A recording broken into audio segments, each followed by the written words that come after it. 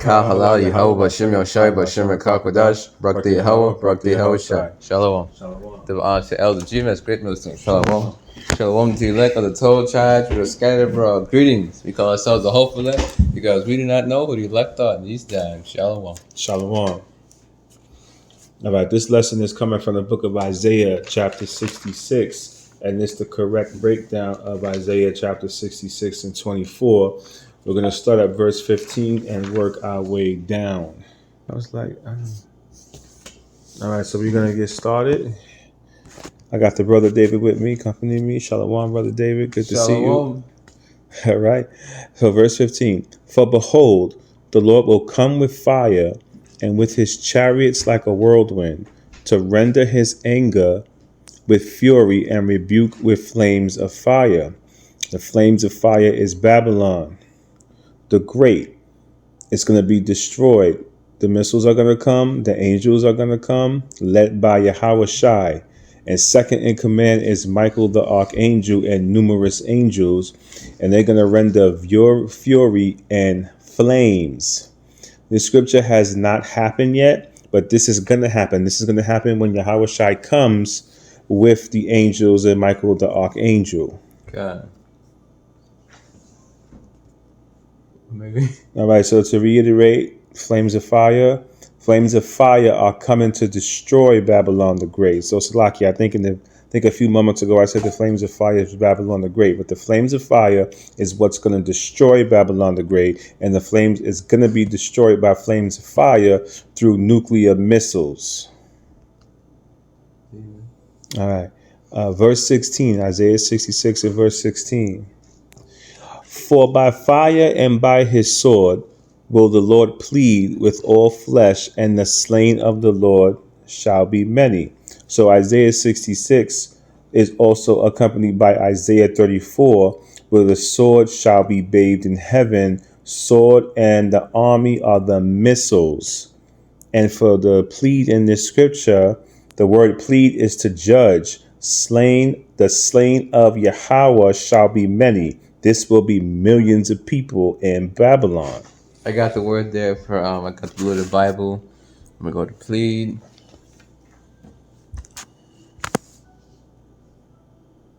Strong's H8199.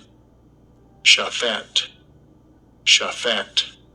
To judge, govern, punish, rule, govern. You know, a ruler can put somebody to death, you know. Condemning and punishing is part of it. To enter into controversy. Have controversy together to be judged.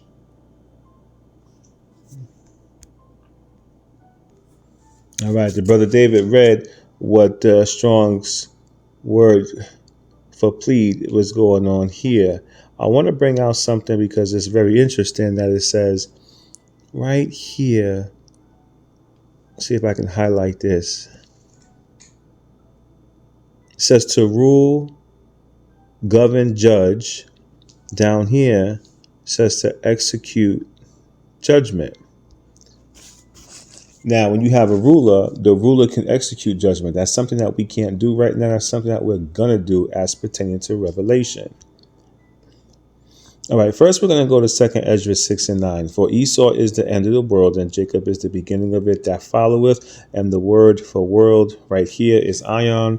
This is the age. This is the rulership. So the rulership or the age of Esau is going to end.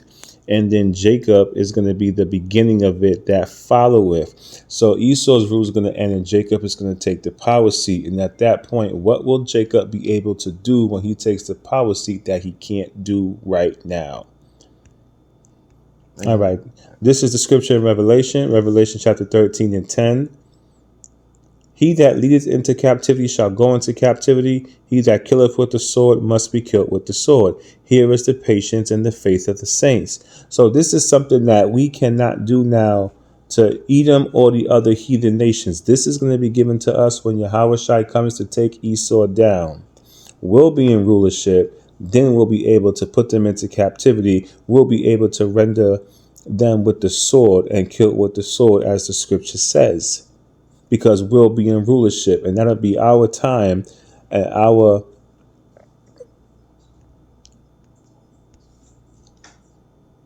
Yahweh. To render to Edom and the other heathen nations what's recompense. Vengeance to his enemies and punishments upon the people, to execute judgments upon the people. This honor hath all his saints. Praise ye Yahweh. Been about Psalms 149. Oh, what's up? We want to get that, brother? Yeah, let's get that. Let's get that. All right. Let's get that. Yeah. This is Psalm 149, and we're going to start this at verse 7.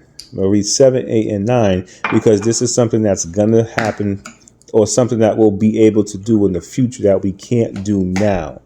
To execute vengeance upon the heathen and punishments upon the people, that's Edom and the other heathen nations.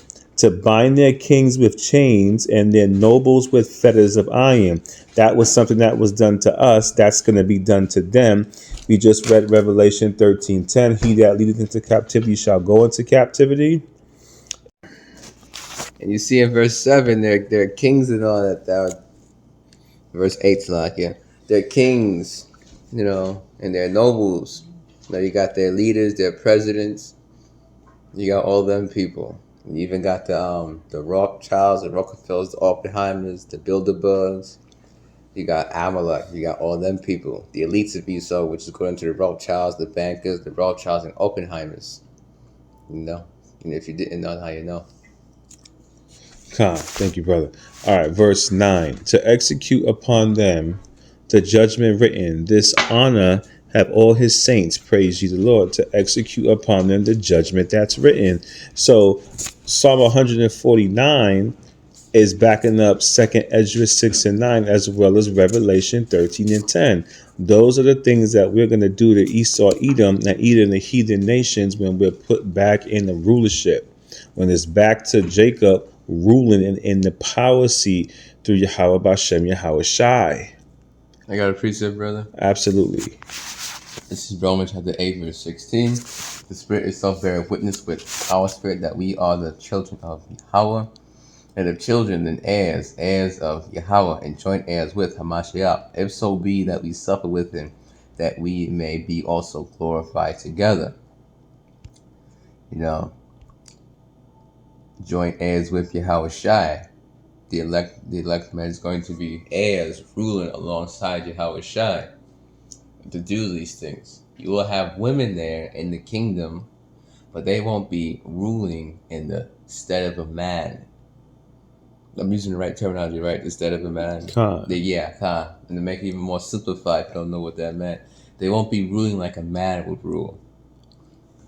The women will be under their husbands. They will have service and stuff, but they will not be ruling over the other heathen nations as the men executing judgment upon the people. Khan.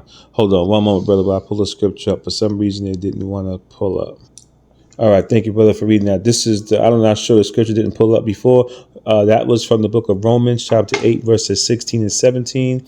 The Spirit itself bears witness with our spirit that we are the children of Yahweh. And if children, then heirs of Yahweh, and joint heirs with Hamashiach, if so be that we suffer with him, that we may be also glorified together.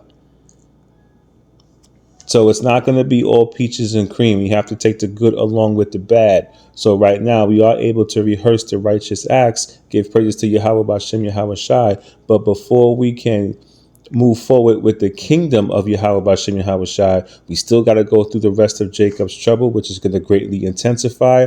And then the hour of temptation, which is the mark of the beast, the micro C hit, being mandated globally throughout the world. And then World War III as it pertains to nuclear missiles to completely destroy Babylon. That's when Yahweh Shai is going to show up with the angels and take Esau down. Yeah, Khan.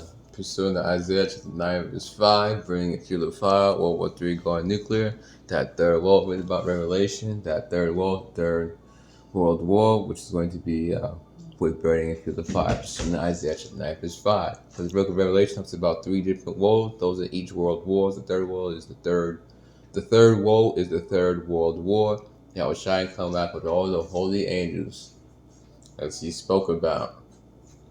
I went looking in the air. Like heir to the throne, joint heirs. So if you're a joint heir, that means you receive like a status of the other person. Yahweh Shai is a king. The elect man will be joint heir. They'll be kings in the kingdom of heaven, ruling over the other heathen nations. The women will be there too with servants and stuff, but they will not be ruling like a king. They're not kings. Women are not kings, and they're not going to be that in the kingdom of heaven.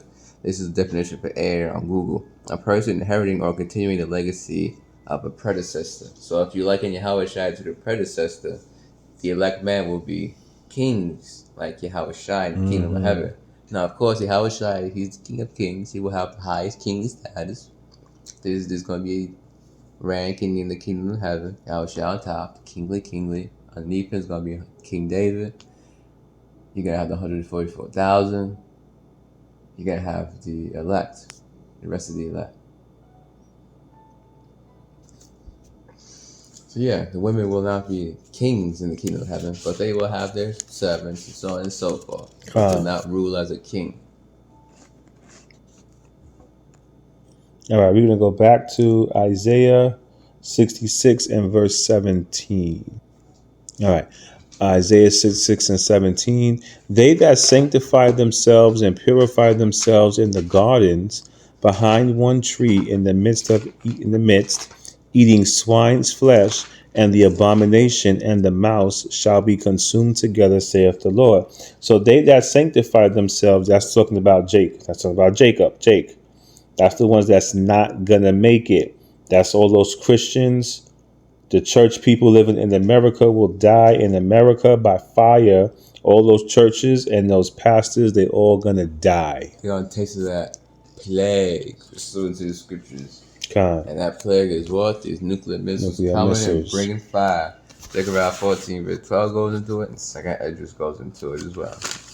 But the plague, like fire. 2nd Peter goes into it. The earth was reserved. The earth was flooded back then. Now it's reserved for fire.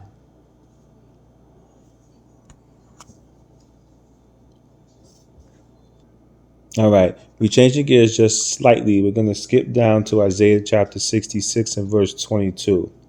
For as the new heavens and the new earth which I will make shall remain before me, saith the Lord, so shall your seed and your name remain. That's talking about the new heaven and the new earth for the Israelites. And that's also talked about in Revelation chapter 21 and 1. Verse 23. And it shall come to pass that from one new moon to another, and from one Sabbath to another, shall all flesh come to worship before me, saith the Lord. This is talking about the kingdom, keeping the new moons in the kingdom, the Sabbaths, and the high holy days.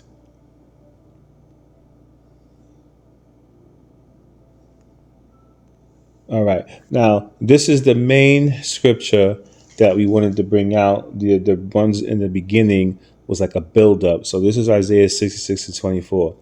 And they shall go forth and look upon the carcasses of the men that have transgressed against me, for their worm shall not die, neither shall their fire be quenched, and they shall be an abhorring unto all flesh. Ooh, that's nasty and scary. So the first thing that we're going to bring out is that this is not talking about an eternal hell as pertains to Catholicism or Christianity, where somebody's going to basically burn in hell forever, where the devil is down there with red horns, a tail, and a pitchfork. That's Christian dogma. That's Christian doctrine. Now, IUIC, you may run into this. There's another camp, for anybody that doesn't understand or know, there's another camp called IUIC. And they teach and they believe that in the kingdom, or something to that extent, on the Sabbaths, the Israelites are going to have to see their loved ones that didn't make it, so-called burn in hell. Go ahead, brother. So, Okay. So in Revelation, going with that belief, what is it? Revelation, it talks about Yahweh Shai and angels, they're going to see them burning. Well, if hell's eternal, that means that, Yahweh Shai and the angels, they got to be seeing the people burning for eternity. Because there's going to be no kingdom of heaven. They ain't going with that. Everybody going to be on bleachers. They're going to have their water. Remember that with the parable with the rich man and poor man. The rich man represents Esau, Edom in captivity and torment. That's what that fire represents. But if you go with Catholicism and all that, Brother was going into, they're going to be there watching, drinking water or whatever. And people going to be burning for eternity. That means there is no kingdom of heaven. Imagine that. I was showing all the angels sitting on bleachers drinking water for eternity, watching people burn. There will be no kingdom of heaven. That's false dogma. Con. And as far as IUIC, they believe that on the Sabbath, you're going to see your loved ones that didn't make it, so-called burning in hell. Your grandmother, your mother, father, sister, daughter, or so forth, every Sabbath, you're going to see them burning in hell. And that is not the truth. The truth is that they, in the beginning of the scripture, are the Israelites. Sabbaths and high holy days. In the kingdom on the Sabbath, you're going to worship the Most High.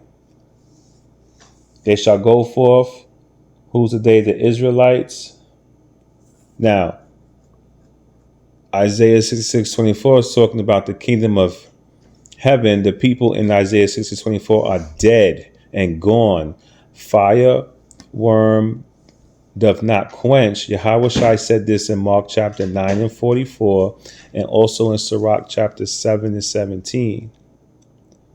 Also, if anybody says IUIC doesn't teach that and they change it, feel free to let us know if they do change their doctrine once again. Because, with the way they teach things, that's how it should be. That's how they teach. They teach that on the Sabbath, you'll see your loved ones that didn't make it into the kingdom, so-called burning in hell. That's the way they make it sound with that doctrine. That's basically what they're saying. You don't even have to ask. But if it's not like that and it's changed, feel free to let us know. The Mark of the Beast, MOTB, changed with them quite a bit. The new number has changed. Right. So Yahushua was talking about that in Mark 9:44, and also in the book of Sirach or Ecclesiasticus 7:17, with the worms. That's Babylon the Great, the lake of fire being utterly destroyed. So Babylon being utterly destroyed in the lake of fire by intercontinental ballistic missiles. Yahushua also compared Babylon the Great to Gehenna. So fire not quenched in Mark 9:44, fire destroying Babylon. And if you put in the word hell, Yahushua used an example of Gehenna when he was talking about Babylon, the U.S., just like Gehenna. That's parabolic, symbolic, and prophetic words. Gehenna was a real place back then. So, it was a compare and contrast. If you didn't know, that's when Yahushua used that. That's a compare and contrast. Like if I said this place is bright in here, lit up like New York City. I'm not saying this is New York City. It's being compared and a contrast. America is going to be like Gehenna, but of course it's going to be worse. It's a compare and contrast. It's going to be intense heat. Come. All right, so that's what's going on with Isaiah chapter 66 and 24. That is the correct breakdown. There's just other camps or other doctrines on that talking about that's some type of eternal hell and other made-up doctrines. But this is talking about the Babylon being destroyed in nuclear fire, parabolic, symbolic, and prophetic messages here for what's going to come. Brother, you have any other precepts you wanted to bring out? Not right now. All right, so on that note, we're going to face the east. Ka halal Yahweh, Bashem Yoshai, Bashem Kakadash, Brakti Yahweh, Brakti Yahweh Shai. Shalom. Shalom. The honest elder, G-Man, Scriptures, Shalom. Shalom.